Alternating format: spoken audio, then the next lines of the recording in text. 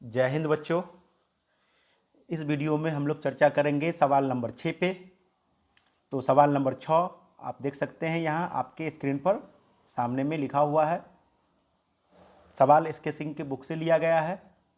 तो पहले सवाल पढ़ लेते हैं। सवाल क्या कहता है, देखिए। अंकित और बसंत फर्म में लाभ तथा हानि को 3:2 में बांटते हुए साझेदार हैं।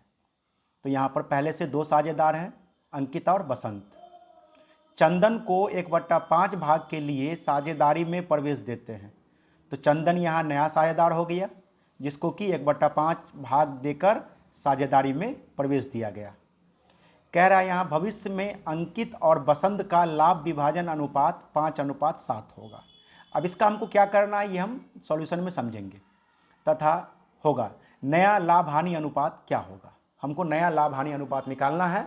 अच्छा देख लें, प्रश्न में कोई कंडीशन नहीं दिया गया। यह नहीं दिया गया है कि चंदन जो नया साझेदार है वो अपना हिस्सा अंकित से प्राप्त करेगा या बसंत से प्राप्त करेगा या दोनों से प्राप्त करेगा, ऐसा कुछ नहीं दिया हुआ है। हाँ, एक चीज नया जरूर है कि भविष्य में जो पुराना साझेदार है अंकित और बसंत, वो दोनों अब 5 और 7 के अनुपात में लाभ हानि बांटेंगे। ठीक है, तो चलिए आगे बढ़ते हैं। सवाल को हम समराइज कर लेते हैं। यहाँ पर ओल्ड पार्टनर्स, ये रहा अंकित और ये रहा बसंत। इसका ओल्ड रेशियो 3 और 2 यानी 3/5 और 2/5।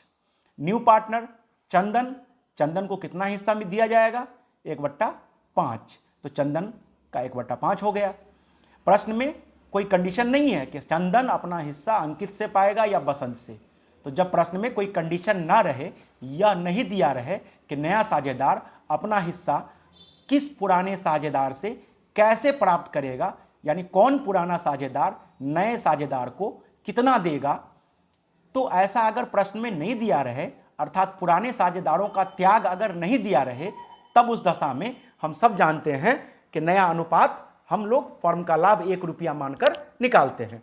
तो चलिए शुरू करते हैं। यहां पर देखिए, सबसे पहले हम लोग लिख लेंगे calculation of new ratio, calculation of new profit sharing ratio. अब हम इसमें लिखेंगे माना कि पूरे फर्म का लाभ 1 रुपया, इस तरह से लिख देंगे।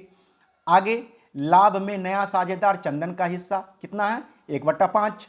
तो पूरे फर्म के लाभ 1 रुपया में से अगर हम चंदन को उसका हिस्सा दे देंगे तो जो रेस्ट बचेगा वो किसका बचेगा, पुराने साझेदारों का, अर्थात अंकित और बसंत का। तो अब आइए, पुराने साझेदार अंकित और बसंत के हिस्से का लाभ कितना बच जाएगा। तो 1 में से हम क्या करेंगे, 1 - 5 यानी पूरे फर्म के लाभ में से चंदन का हिस्सा 1/5 घटा देंगे तो बराबर क्या बच जाएगा, 5 - 1/5 यानी 4/5। तो ये जो 4/5 बच गया, ये किसका बच गया, अंकित और बसंत का। किसका बच जाएगा, अंकित और बसंत का, क्योंकि हमने चंदन को उसका हिस्सा दे दिया। अब हम पहले क्या करते थे, पुराने साझेदारों का हिस्सा यानी इस 4/5 को, है ना, पुराने साझेदारों के बीच यानी अंकित और बसंत के बीच क्या करते थे हम लोग, पहले पुराने अनुपात में बांटते थे। लेकिन यहां पर चूंकि प्रश्न में यहां पर स्पष्ट कर दिया गया कि भविष्य में अंकित और बसंत किस अनुपात में लाभ हानि बांटेंगे, 5:7 में बांटेंगे। तो इसके आधार पर चूंकि प्रश्न में यह स्पष्ट कर दिया गया, इसीलिए हम क्या करेंगे, अभी इस प्रश्न में जो चंदन अंकित और बसंत के हिस्से का लाभ है 4/5, इसको 5 और 7 के अनुपात में बांटेंगे, ना कि 3 और 2 के अनुपात में। ठीक है, किस अनुपात में बांटेंगे, 5 और 7 के अनुपात में बांटेंगे। क्यों, क्योंकि प्रश्न में यह कह दिया गया है। तो आइए हम देखते हैं यहां पर। तो पुराने साझेदारों का हिस्सा क्या करेंगे, पुराने साझेदारों का हिस्सा पुराने साझेदारों के बीच 5:7 अनुपात में बांटने पर। ठीक है, तो देखते हैं बांट करके अंकित को क्या मिलेगा। तो 4/5 दोनों का हिस्सा, 4/5 का 5/12, 5/12 कहां से आया, 5:7 यानी 5 7 12, तो 5/12, तो 4/5 गुने 5/12 बराबर 20/60। ये हो जाएगा अंकित का नया अनुपात। बसंत के लिए 4/5 यहां से लेंगे, ठीक है, और उसका 7/12, 7/12 बराबर कितना हो जाएगा, 28 बराबर कितना हो जाएगा, 28/7। ये हो जाएगा बसंत का नया अनुपात। और चंदन की बात करेंगे तो चंदन का क्या था 1/5। आप देख सकते हैं यहाँ पर चंदन का कितना था 1/5, तो चंदन का 1/5 है। अब इन दोनों का हर, अंकित और बसंत के हिस्से का हर कितना है 60, तो चंदन का के हिस्से का जो हर है 5, उसको भी हम 60 बना लेंगे। अब 60 बनाने के लिए क्या करना होगा, 5 को 12 से गुना करना होगा। कितने से गुना करना होगा 12 से। तो जिस अंक से हम नीचे वाले अंक को गुना करेंगे उसी अंक से ऊपर वाले अंक को भी हमें गुना करना होगा, अर्थात 12 से हम 5 को भी गुना करेंगे और 12 से 1 को भी गुना करेंगे। तो यहां देख सकते हैं 1/5 गुने 12/12 बराबर कितना हो जाएगा 12/60। तो 12/60 किसका हिस्सा हो गया, किसका अनुपात हो जाएगा, चंदन का।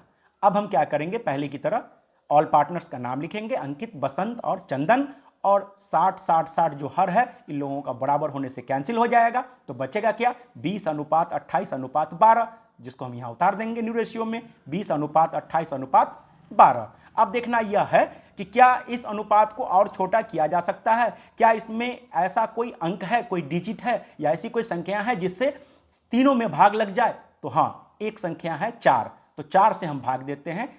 4 पंचे 20, 4 सत्ते 28, 4 तिया 12। तो इसको हम और छोटा कर लेंगे। फाइनली हमारा नया अनुपात क्या आएगा 5:7:3। क्या आएगा 5:7:3, यही नया अनुपात कहलाएगा। ठीक है, तो इस तरीके से हमारा प्रश्न संख्या 6 भी बनकर तैयार हो जाएगा। यहां आपके सामने में सॉल्यूशन है, आप देख सकते हैं, इसका स्क्रीनशॉट ले लें और यहां आपका ये सवाल का समराइज और सवाल का समरी, और ये रहा आपका सवाल भी देख लें। सवाल एसके सिंह के बुक से है, अगर आपके पास सवाल है तो वहां से मिला करके इसको केवल सॉल्यूशन को नोटबुक में नोट कर ले, और अगर सवाल नहीं तो सवाल के साथ इसको नोट कर ले। अगले सवाल पर हम अगले वीडियो में चर्चा करेंगे। तब तक के लिए जय हिंद, जय भारत।